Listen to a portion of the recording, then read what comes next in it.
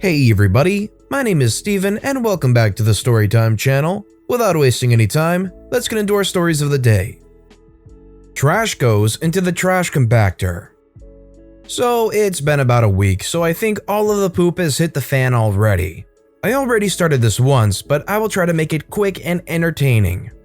I work the back end of a big box store, and since the trash compactor and cardboard baler is in my workplace, I normally have to clean up after the people who refuse to throw the trash away. Most are good, but some dump it right in front of the right receptacle and say, "I was told to bring it back here, not throw it away." I am a little OCD over my workspace, so I normally throw it away regardless, but if I can witch them out, I will.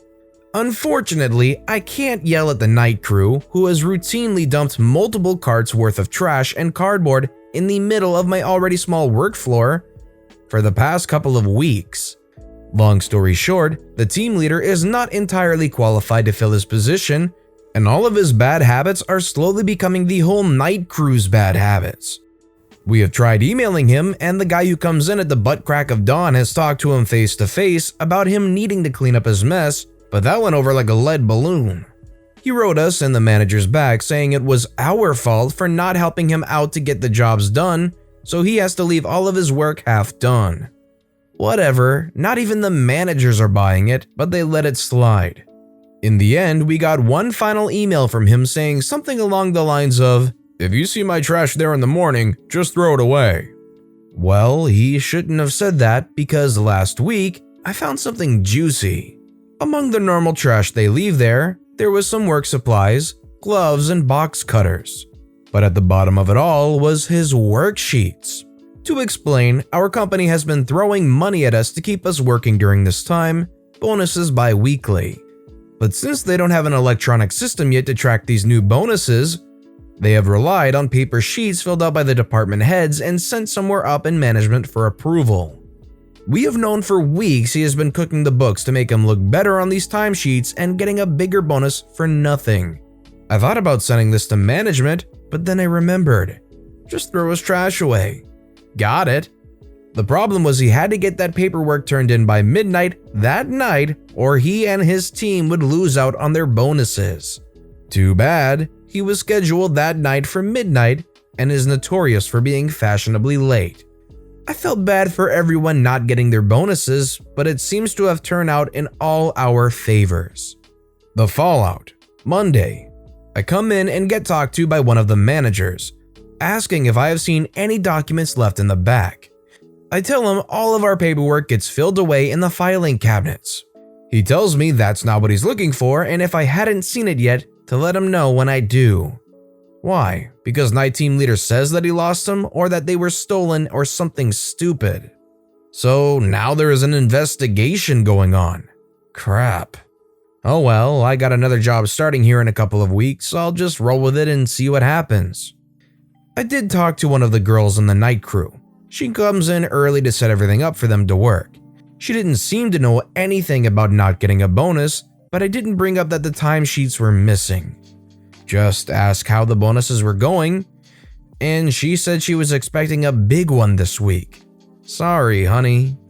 Tuesday, I got news from the same manager that when they checked the security cameras, they lost sight of it about halfway through the night, so they have no idea where it could be. Nice for me. Also, since they were hurting for hours, they bumped me up from part-time to full-time. Double nice. I talked to the same night crew girl and she now knew she wasn't getting the bonus. She was upset and kept saying, "I know the team leader is at fault here. He says he isn't getting a bonus, but I bet he just switched everything around and is getting our money." Keep telling yourself that, dear. But now her and all of the other girls in the night crew were going to get together and bring up sexual harassment charges against him, since they have been dealing with him not working and saying some rather graphic things to them all night instead. Convenient? Wednesday. He was caught working overtime, which normally is fine, but you have to get approved on it, which he didn't. Apparently, they are going to look back in his previous time punches and check to see if he had been punching in and out correctly and not stealing company time. I wish I could have talked to him that day just to say, "Dude, stop bringing attention to yourself." As of today, all I heard is that suddenly he is taking the last of his paid vacation and will be gone for the next 6 weeks. Unfortunately for him, the investigation is still ongoing, and if they come up with anything, he won't have a job when he comes back. Also, a little birdie told me his wife heard about the harassment investigation and isn't planning on sticking around with him, since this is the second time this has happened. Dude, all you had to do was throw away your trash. I guess you could say the only real trash getting thrown out here is probably going to be the team leader from his job. Don't contact me all at once, I've ordered my equipment. My boyfriend works for a sales department of a successful company. This company is known for being very personable and is highly regarded in the field. The salesmen are told to follow up each order with a phone call and email, especially if the customer is a first-time buyer. So my boyfriend gets an order, but when he went to call this customer, the guy asked for no further contact beyond a receipt, and he was slightly rude about the whole issue. This is usually no problem, as not everyone likes speaking on the phone. However, a few weeks later, this same guy ordered more equipment that happened to be out of stock. As he wished, my boyfriend made no contact with him about the delay that would be coming. A few days later, he gets an email from the customer asking where the order is, to which he fills him in about the missing stock. He assured him he would have notified him sooner if not for his no contact request. The customer only typed ... as a reply, and has been politer since then. From a consumer standpoint, I kind of understand why they wouldn't want further contact on the phone, because personally I don't like talking on the phone, but I feel like as a customer, I would want that notification to come through if something got delayed like that, and I would hope that the notification of something like this would go beyond a simple preference to not have phone calls. Am I wrong in this? I don't know. Right to the end. I currently work on night shift doing a fairly laid back and easy job, but also very dirty. While my job tasks can be broken down into several pieces, I mainly look at just two: working and not working. Thankfully, the latter takes up the vast majority of the shift. I also time it so I get done with a cycle at a time that means I won't be able to get another one before quitting time. That way I have a chance to pack up and get changed before the end of the shift. Our current manager gets very antsy about production, for seemingly no reason considering we're usually pretty far ahead. One thing he likes to do is come down on us on night shift for the things day shift is doing. Like, they'll come in an hour late and leave well over an hour early, but we're the ones who are leaving early and losing production. Most of us are pretty sure it's guys on day shift running their mouths. The most recent incident of this being that we got told we have to keep working right up until day shift gets in. Since that's happened, every night I time it out, so I'm starting the work phase just a minute or two before 6 a.m. when my shift is done. When my alarm goes off, I put everything down and leave my machine the way it is, then come into the not working area, pick up my stuff, and walk out.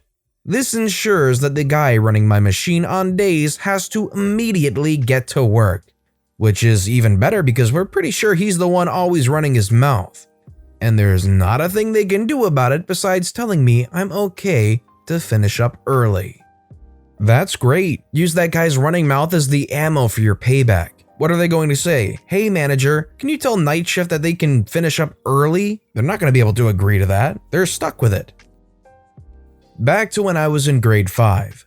5th year of school, we went on a camping trip. It was great. Had an amazing time with some good friends and first real camping experience. Every night the dinner was alright and no complaints. Well, the last night was hot dogs. Before the camping trip, the parents all had to fill in a sheet for allergies and special requirements. Well, I filled in that I was allergic to hot dogs.